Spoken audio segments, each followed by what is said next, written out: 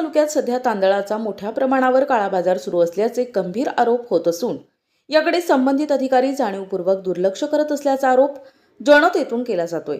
Ration दुकानांमधील तांदूळ तसेच इतर धान्य मोठ्या प्रमाणावर बेकायदेशीररित्या साठवून त्याचा काळ्या बाजारात व्यापार केला जात असल्याचं चित्र समोर येत आहे।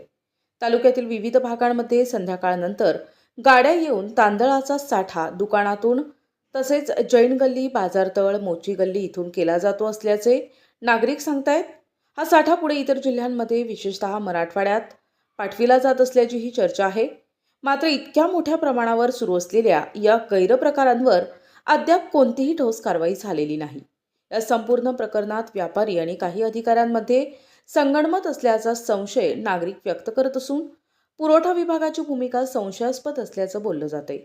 सर्वसामान्य नागरिकांना मिळणाऱ्या रेशनच्या धान्याची अशा प्रकारे अवैध विक्री होत असल्याने गरजू लोकांवर अन्याय होत आहे।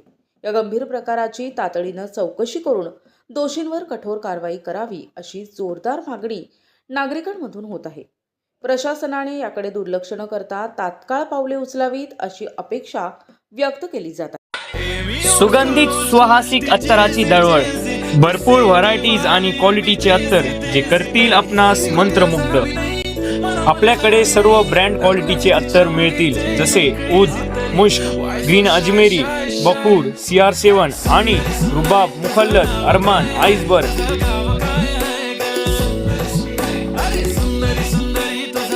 एकदा अवश्य भेट द्या। अल हया अत्तर अँड परफ्यूम शॉप, मोची गल्ली, शेवगाव।